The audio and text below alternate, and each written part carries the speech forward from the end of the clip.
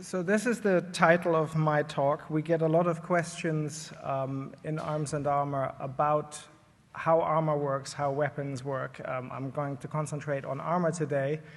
And one of the reasons why we came up with the misconceptions idea was that there is probably no other field in the study of history and art as the field of arms and armor that's as beset with misconceptions.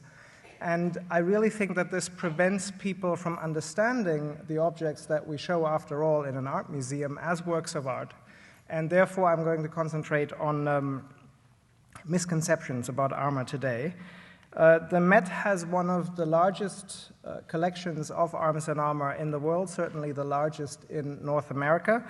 And we're also very happy to hear every now and then from visitor services that we're one of the most popular departments in the building, depending on who you ask and what time of the year.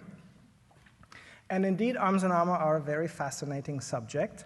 Although, and that's where the trouble already begins, most people are drawn to the topic as much for its romantic and gruesome appeal, both real and imagined, as for the artistic, cultural, and technological achievements that arms and armor represent. Unfortunately, if you have a field that is very popular, but there is an imbalance and not many specialists in the field that actually know much about the objects, you have the ideal breeding ground for misconceptions. And that is already explained fairly easily in general terms. Why is that?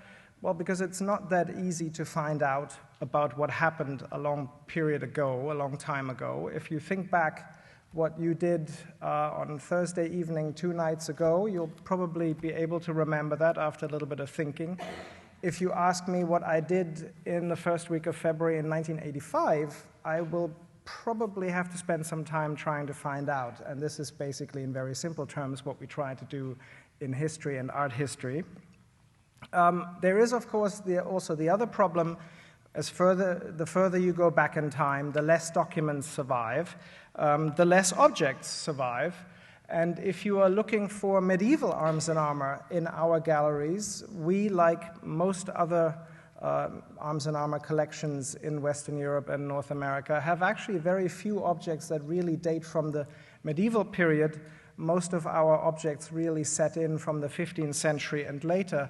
So if I expand the term medieval to include everything up to the middle of the 15th century, I get an additional gallery, but we're really looking at about 1 or 2 small galleries of medieval arms and armor. So not many of these objects have survived. And another problem is also that, and these problems are more specific to arms and armor, is that there are very few people who have actually ever handled original pieces of arms and armor.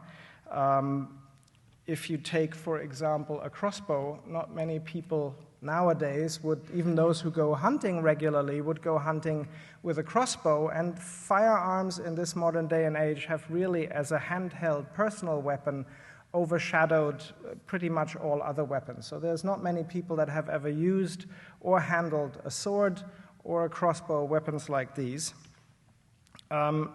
So what does survive then from the period, other than the few objects that we have? Well, the stories, of course. They do survive, and they are at the root of the popularity as well as the misconceptions. And they are rightly popular because they have all the ingredients that make a good story. You have a hero who usually has to fight some situation or enemies, very often against all odds. There's usually, as you can see on the right-hand side, a love interest, some damsel in distress, the romantic appeal. And then he is accompanied, of course, by his horse. He wears armor, has weapons, so you get the gadgets as well. And if you sum it up as that, you take adventure, love, and gadgets, well, that is pretty much the storyline of any action movie, of James Bond movies. So in a way, the knight is the precursor of many of the modern-day heroes that are around us, whether they are John Wayne or Batman, and Batman is, of course, known as the Dark Knight.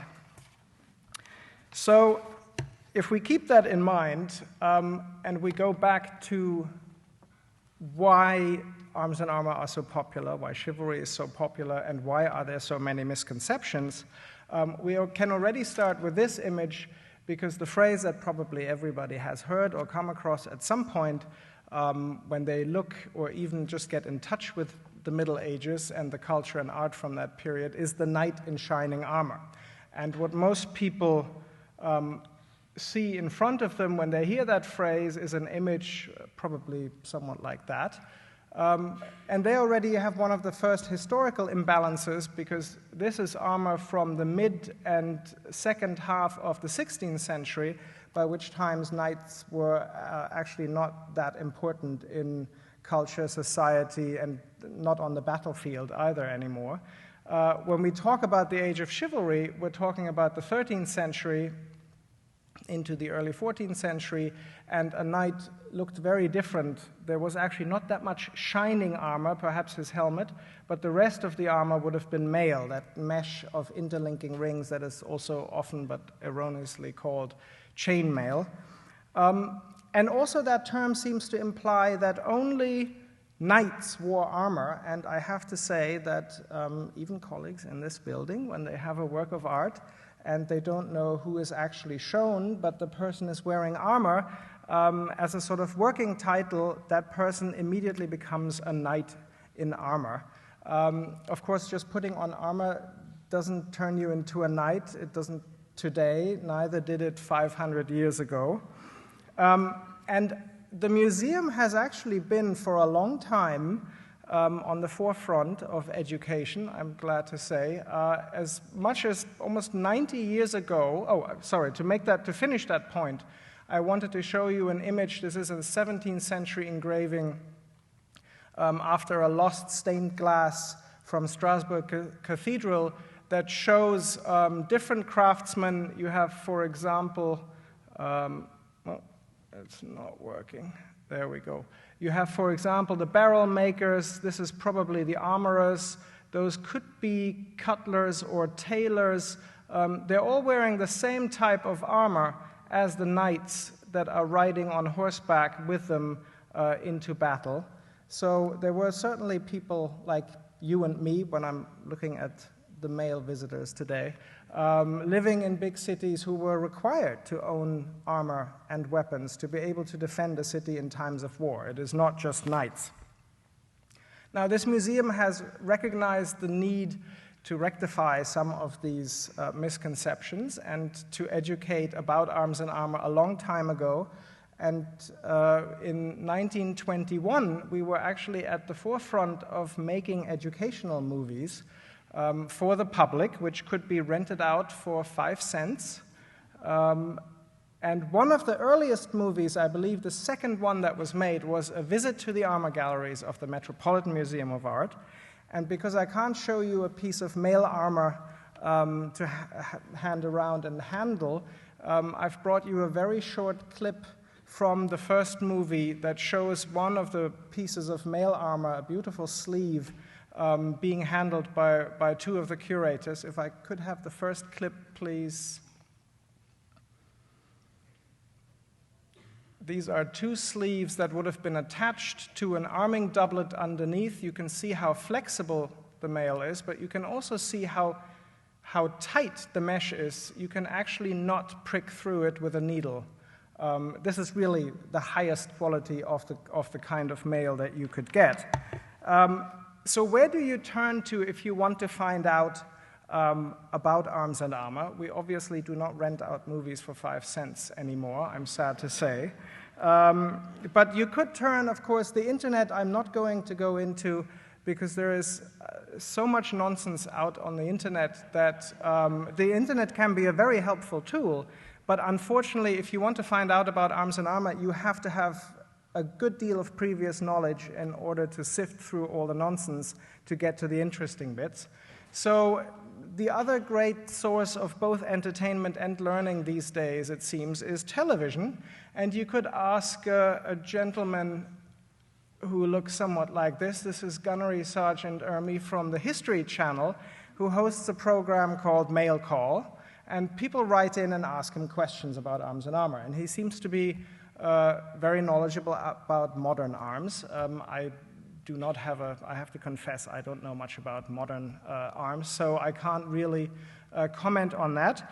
But he also answered a question about armor, and the problem was that none of the people he invited as experts are actually experts. The person on the left-hand side is a reenactor who wears, and you have to forgive the polemics, but a very sorry excuse of an armor that is loosely based on 15th century German armor. The armor that mine host is wearing is, I actually hesitate to still call that armor. It's pieces of metal, sheet metal wrapped around a human body, not really fulfilling the main point of armor to protect the body. And this gentleman here, the expert who was invited, he did actually, I tried to do a little bit of background research. He did write 2 books, one about a siege in the 16th century and one about Napoleonic warfare and equipment. But he seems to earn his bread and butter by advising Hollywood on historical films. So not really the people that I would consider experts, but of course, if you watch television, fortunately or unfortunately, you've realized that there is a lot of competition out there.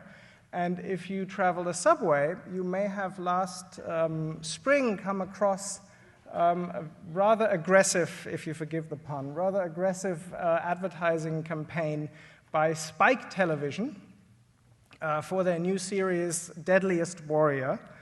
And they have kindly but unwittingly supplied me with a poster for their new television show that apparently is one of their most popular programs ever. The main premise is to take some of the, sorry Helen, iconic warriors of all times and pit them against one another. So you had the medieval knight fighting a pirate, and you had a samurai fighting a Viking.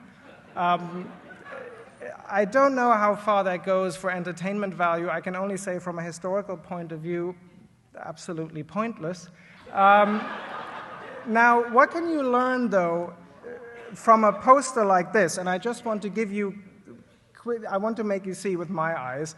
What you see here is a copy made of fabric to resemble male armor. So he's wearing male armor.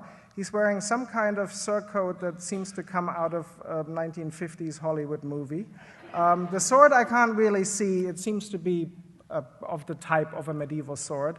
He's wearing using a metal shield that was never used in the Middle Ages, and in that shape also not used in the later periods, but became very popular as copies and fakes in the 19th and 20th century. And then interestingly, so if we forgive that and take it as a wooden shield, what it should be, we're looking at the image, what they think a knight looked like in the 13th century. And then we get to the very curious headgear, which is loosely based on a helmet as it would have been worn in Western Europe in the mid-16th century. So we have a gap of about 250 years between the main outfit and the helmet. And to add insult to injury, the helmet is actually put on the wrong way because the cheek pieces that protect the side of the face should be closed first. You see the little cutouts that should fit over the brim. And the face defense should, of course, wrap around the cheek pieces in order to give a glancing surface that would prevent weapons exactly not to enter into gaps opened up like these. And I was so annoyed by this picture that I came up with a very uncompromising and mean comparison with one of our helmets of this type. This is, of course, exactly the other end of the scale. This is probably one of the most exquisite helmets of this type to survive, made in the royal workshops of Fontainebleau in France, probably for Henry II, and it was then sent later on as a diplomatic gift to the Medici court in Florence. But here you can see, I hope you can see, how the cheek pieces have been closed, that cutout wraps just over the brim as it should be, and the face defense is then hooked in over the sides. If you depress this button, this part will fall forward, so you get a little bit more vision, but in order to prevent weapons from entering the face. So a very mean comparison, but I thought I had to slide that in there. If you go to, even to some museums, arms and armor are not always treated as well as they are here. This is a museum in Europe, I will not even name the country, where the director was very proud of the point that this case with armor conveyed the point that this city in the Middle Ages was a major arms and armor producing center in Central Europe. From a conservation point of view, I don't even want to contemplate what this is doing to the objects. And then, of course, if you visit castles in Europe, there's always your armor mounted somewhere in a corner. This one is a complete fake or copy of the 19th or 20th century. And the problem is also that they're mounted so badly. This guy looks as if he has to go somewhere rather urgently. And then, of course, the other problem that you also get in certain museums and in many, many castles in Germany, in England, in France, is what is called the visitor experience. So you're allowed to try on armor. This is not crime scene investigation, but I couldn't find the copyright holder, so I blackened out don't want to embarrass people here. Now, if you look at that type of armor, which is actually suspended from the ceiling with chains, I would say that putting what they call armor on you will give you probably about the same idea of what it is like to wear armor as it is to sit in this sorry little wreck and get an impression what it is like to drive a 1940s car. Even worse is when you give armor or reproduction armor, that is of a size to fit a grown man and put it on a child. Well, what will be the verdict that you get? This is so heavy you can hardly move around in it. Even worse is, of course, when the armor is not put on, but the poor little mite tries to just lift it. And this is taken at a Renaissance fair or medieval reenactment, and despite the fact, you will hear someone saying, well, you see how heavy this is, they couldn't move around in this, despite the fact that they just saw people wearing this and being perfectly capable of moving around with it. So giving armor for grown men to children and then having them comment on the ability of how movable and flexible you could be in armor and how heavy it is, you probably get about the same statement from this very happy young man, what it feels like to drive a car. It's impossible because you can't see over the dashboard, and since your legs will never reach the pedals, I don't know how anybody can drive a car. It is impossible. And Renaissance fair and reenactments that I've mentioned, this one I'm just putting up. I don't know what fantasy movie this crawled out from. The helmet is loosely based on a 15th century helmet, but once again, this person does not seem to understand the idea of armor, since he's clearly leaving the most vulnerable part of the human body completely unprotected. This was taken in Germany. The Americans in California take a much cooler approach to this because historical authenticity is really not an issue here. He doesn't even try. But this could have been a fantasy fair. I'm not quite sure. There are, I should really say, there are some extremely good reenactment groups. This is one that is based in Switzerland and has members all over Europe.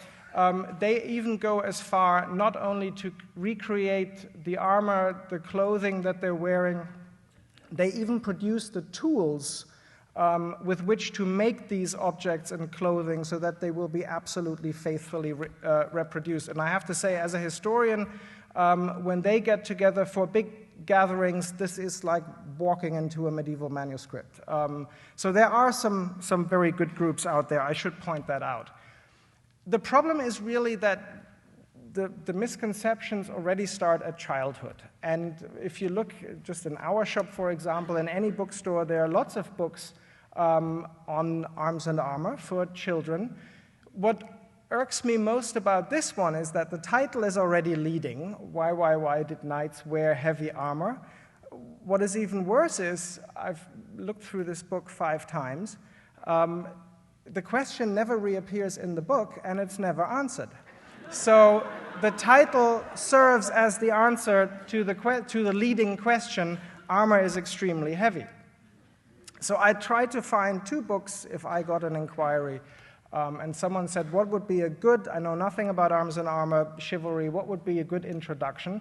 And I tried to find books recently published, and here's one that was readily available in our bookstore, The Medieval World at War. And if we go to the first page, I got already a little bit disappointed because what is shown here is labeled in the caption as late 15th century armor and sword. I'd be rather surprised if any of these objects have more than 50 years of age to them. They're both modern reproductions and not very good ones at that. But what I found curious was that when you look through the book, and it has about 200 pages, if I remember correctly, written by historians, you have a book on medieval warfare, and there's exactly 1 page devoted to armor, which reminded me, I was imagining a book on transportation in the 20th century of 200 pages and 1 page showing you a Ford T model and perhaps a Lexus as representations of cars. And I'm not even going to go into the fact that this is armor from the late 16th century and this is late 14th century. They don't even go together. A little disappointing. So I found another book, but oh dear, now we have that image even on the cover. But nonetheless, if you read the title, it's Knights in History and Legend. So this could be referring to the legend part, the movies, the Renaissance fairs. And it actually has a couple of chapters in it on armor. And I was very happy to read that despite myths to the contrary, the armor worn by a knight in battle was relatively light, 50 to 60 pounds, less than the load carried by a modern soldier. So cranes were not needed to lift a knight onto his horse. I was very happy until I realized that the sentence doesn't end there. Although in the late Middle Ages, they sometimes were at tournaments, so they couldn't quite let go of that very beloved idea that you needed a crane to lift someone into the saddle when he was wearing armor. The idea where the reason or origins of this idea that armor is so heavy is actually very easily understood, I think. If you think of iron and steel, the first thing that comes to mind is it's heavy, and the other qualities that come to mind are that it's thick, hard, inflexible, a very unwieldy material. So if you put that on your body, how can you move in this? And I remember from my childhood, one of those questions that we would ask each other, a trick question, obviously, but that shows you how the mind works a little bit. What is heavier, a pound of iron or a pound of feathers? And everybody will, of course, immediately, well, of course, the pound of iron is heavier, which is, of course, not the point of the question. But to go back to those educational movies that were produced in the 1920s here at the Met, I'm showing you 2 short clips to get to the root how heavy armor actually is. And if I could have the next clip, please. It's a rather short but lovely idea. Well, armor, the complete outfit is about as heavy as a 5 or 6-year-old boy, depending on his diet, of course. And you then find also mentioned that a man in full armor, you find that in books everywhere, once he fell down, he couldn't get up again. and much less could get into the saddle of his horse. This was a clip from, showing one of the predecessors in my department wearing one of our 15th century armors, which unfortunately had a lot of restoration done to it, the wrong kind of restoration. But the helmet that he was wearing is actually on display in our galleries.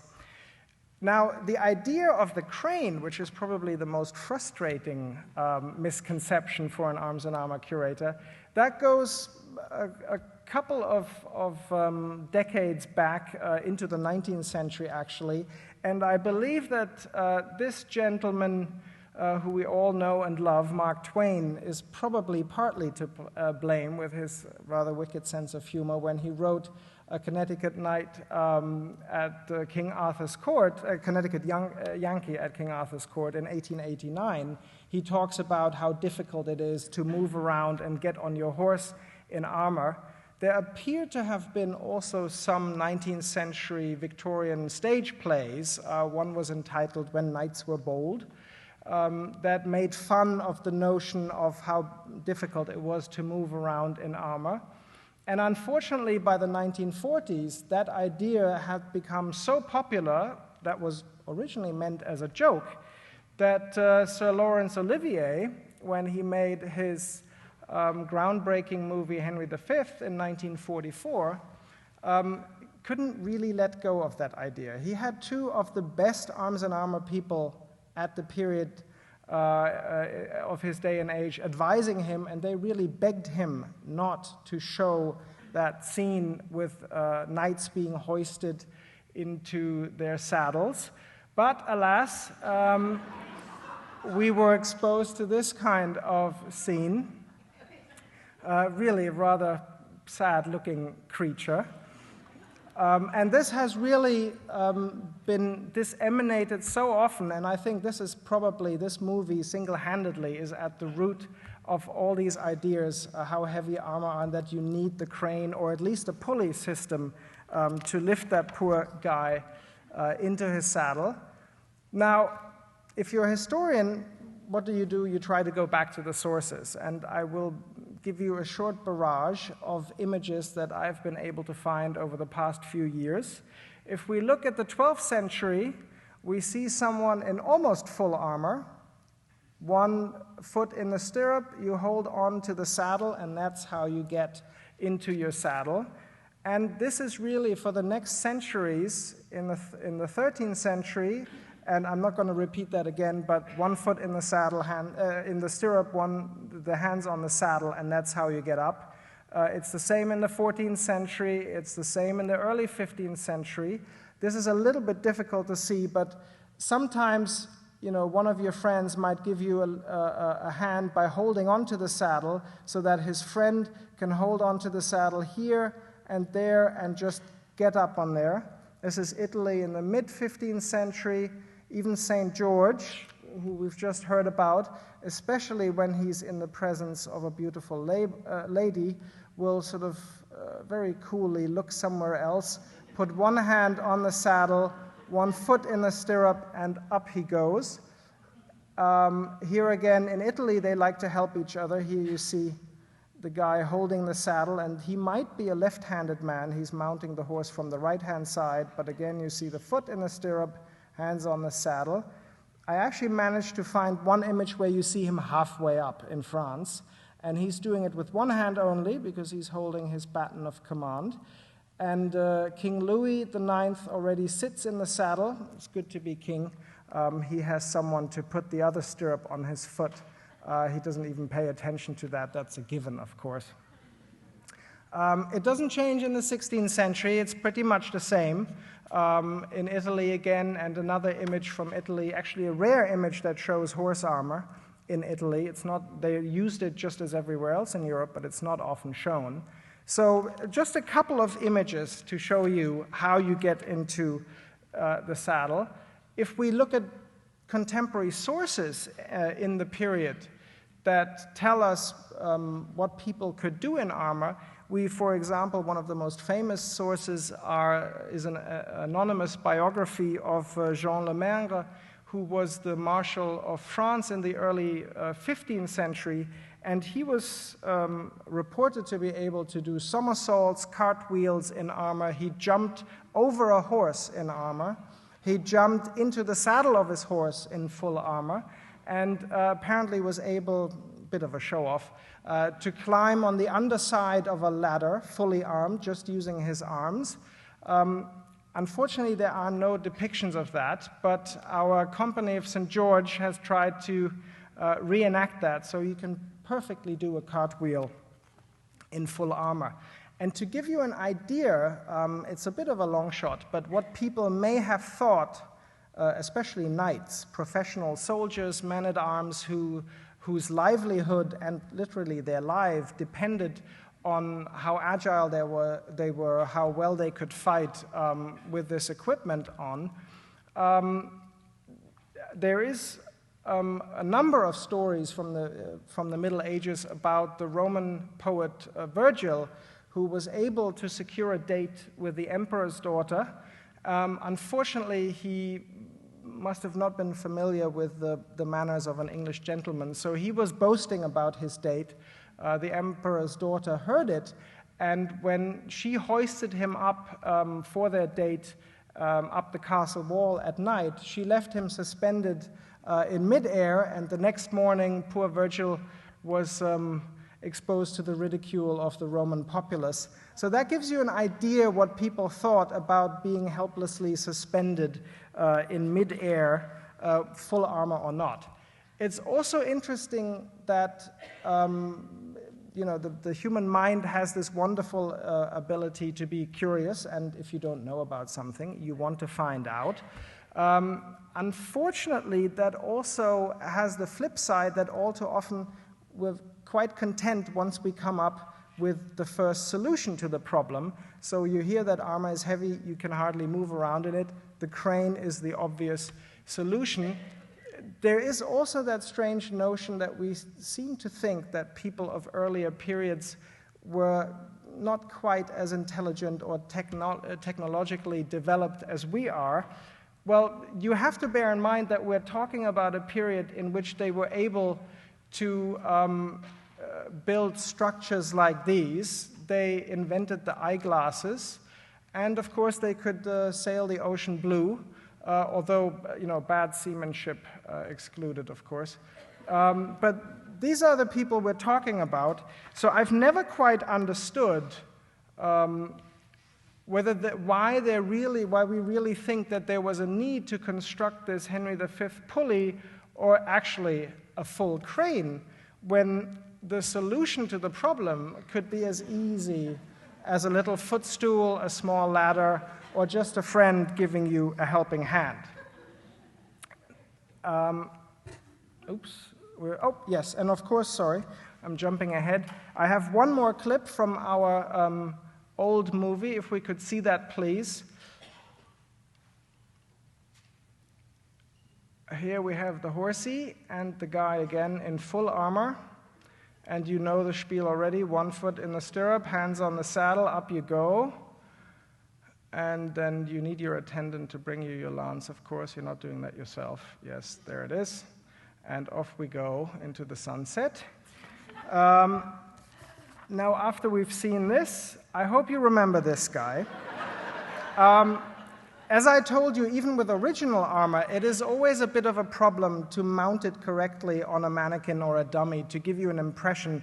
It never quite looks the way as if someone is in the armor. So my colleague and friend, Dr. Tobias Capwell, who's a curator for Arms and Armor at the Wallace Collection, he takes our interest a couple of steps further, and he has meticulously researched English armor of the mid-15th century and had an armor tailor-made for him. And this is what it looks like when you have an armor made to measure and the person for whom it was made actually inside the armor. Gives quite a different impression, not someone you would easily talk down to. And that you have full range of motion in an armor like this is rather nicely demonstrated in this image. But, pictures are one thing. we have been on the forefront of movies. I did bring you another movie clip of Toby running in his armor. And the full, if we could have the next clip, please. This armor weighs, the full equipment weighs about 50 pounds. Now, not quite the image of the stumbling fool attired in full armor who could hardly move, let alone get into the saddle of his horse, and where's my pulley or crane? Not quite. And it's obviously, rather logical. If you look at images from the period, not everybody is fighting on horseback. You have a lot of depictions of not only serious fighting, like this duel, but also tournaments fought on foot. Some tournaments could actually turn out to be quite serious. The original of this image, someone in a later period added the blood that's described in the text. The Earl of Warwick is here getting his opponent into the shoulder and embedding his poleaxe into the shoulder. If the referee hadn't stopped this, this could have ended much worse than with just serious injury. So I'll give you another clip, if we could have that, please. Dr. Tobias Capwell showing us a poleaxe fight in full armor, this time with sound. And watch how he embeds his poleaxe in the shoulder. Right now. That must have hurt.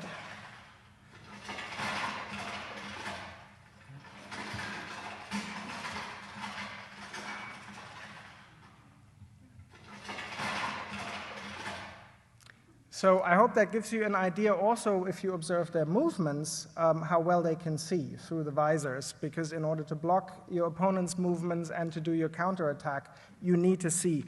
As a bit of a cherry, and please forgive the musical background, I brought you one more clip, if we could have that, please, of Toby jousting, because I didn't want to keep that from you.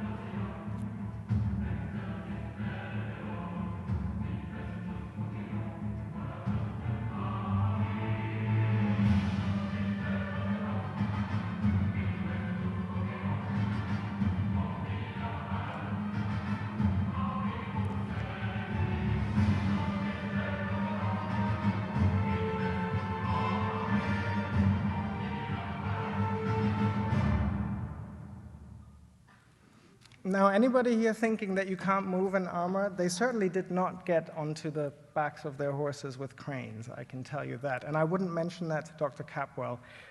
He might get rather angry. Now, the clip that we showed you was a joust that was reenacted from Henry VIII's times at Hampton Court. And we have, of course, an armor that in all likelihood belonged to Henry VIII, and I want to make the segue now and show you just a couple of highlights quickly. This is an armor dated 1527, made in the royal workshops at Greenwich that Henry VIII set up there because he was a little jealous that Francis I in Paris and Fontainebleau had his own workshops. The Emperor Maximilian had several workshops in Brussels and Innsbruck, people making first-class armor for him. So he had this armor set up, and I'm showing you the two last clips. Since this is on display, this is arguably one of the best armors in our collection, according to the specialist who's researching it at the moment. Perhaps even one of the best armors ever made. And I want to show you from our old clips, two more clips, please, if we could have them now, about the flexibility. This armor was actually put on by one of our members of staff in the 1920s. I hope the conservator can forgive the abuse that the armor is taking.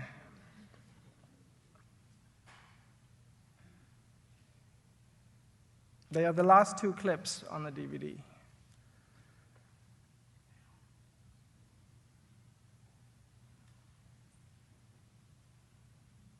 Yes, you wouldn't want that chafing on an all-gilt armor.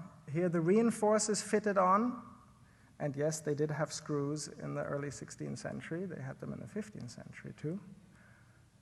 But look at the arm. Actually, inside, even the inside is covered with plates, and it gives you the full range of movement. An absolutely astonishing masterpiece of the armorer's craft. What is just as impressive, if we could have the second clip right afterwards, is the armored shoe. And isn't that nice to see that, you know, when you hear that armor isn't very flexible, so you could hardly move in it, well, this piece of armor can do things that I would defy any human being. Try and touch your shin with your big toe. I don't think that's actually physically possible. So this is on display. We don't treat our pieces without gloves like that anymore. But armor was not only worn for fighting. You also put on armor basically just to dress to impress, to look good. Here is a 15th century helmet that was in all likelihood just worn for parades and ceremonial purposes. You would attract rather too much attention wearing something like this on the battlefield, I think. But it is also a way to dress like a hero from classical mythology, and most people, educated people in the 15th century, would have immediately recognized that whoever wore this helmet wanted to be seen as a second Hercules. In the same period, in the 15th century, the practice or the technology of printing was really revolutionized, especially then in the early 16th century. And one of the nice side effects about this was that now armor, not only armor, but of course art became portable. You could take your favorite saint on a sheet of paper around with you, but you could also have it etched onto your armor. And if you, for 1 second, just disregard the wonderful edge decoration, this is a very plain fighting armor. There's not a lot of embossed decoration or cut steel. It's very plain surfaces that have then been embellished with the etching. And on the back plate as well, 3 saints, icons if you will, I'm not sure in the very traditional sense, but I'm singling out Saint Sebastian here because he was, of course, directly copied from this print by Baldwin Green. Now, Emperor Maximilian, of him, it is actually recorded that he was so fond of one of his favorite armors that it had to hang by his bedside at night. That's how much he liked this. Unfortunately, that armor is, it seems to be lost. We don't have it, but we have a wonderful helmet made by one of the emperor's workshops, by one of the armorers that worked for him. This is attributed circa 1515 to the Helmschmied workshop of Augsburg. I'm showing you 2 more views. He looks a little bit as if someone suggested to him that he needed a crane to get into the saddle. But this is a visor that would have been worn at Shrovetide, carnival festivities, to make merry, to not take yourself too seriously, and to have light tournaments, not with lances, on horseback. That's what you would wear them for, sometimes also with lances. The point that I'm making is that this is art, if you think in terms of accessibility, when you have sculptures or paintings that are usually in one firm place, and if you think of perhaps a painting like this for Emperor Charles V, painted by Titian, a large painting that would hang in the palace, not many people would be able to see this. If you think of the armor that Charles V was wearing, and this is a fantastic burgonet, an open helmet in our collection that was made by Filippo Negroli of Milan. It holds pride of place in one of our galleries. This wasn't made for Charles V, but Filippo Negroli also worked for Charles V. This is really art, wearable art. It's not only portable, you can take it around with you, but you can actually wear it. You can transform yourself into a classical sculpture, if you will. And there's also the late 16th century and the early 17th century is also the period when arms and armor really become appreciated as works of art. On the left-hand side, this is both King Louis XIII of France. On the left-hand side, you see him at the age of 10 when he had already amassed quite a sizable collection of firearms that he was very interested in. And he not only used them for hunting, but it is recorded that he spent hours in his private chamber taking them apart, looking at how these new mechanisms worked. And in his later life, as you see him here, we know that he wrote to other nobles all over Europe and Germany especially, and asked them for old armor and other types of firearms. He was obviously interested in them for technological and artistic reasons. We have a beautiful flintlock gun from his collection in our galleries, and I'm showing you the view where you can see the monogram here. I wonder how many times he took this one apart at his leisure. So in conclusion, I do hope that I've been able to unmask many ideas that most of us may have had at some point about armor, that they can stand revealed for what they are, nonsense. And arms and armor are really a fascinating subject, not only relics of bygone times and of people whose technical knowledge is all too often, but rather wrongly regarded as limited. In fact, these objects have much to teach us if we're willing to approach the subject with an open mind. And if our ancestors could see these objects not only as mere tools for war and self-defense and the hunt, but understand and appreciate them as technological achievements and works of art, then so can and should we. Thank you for your patience.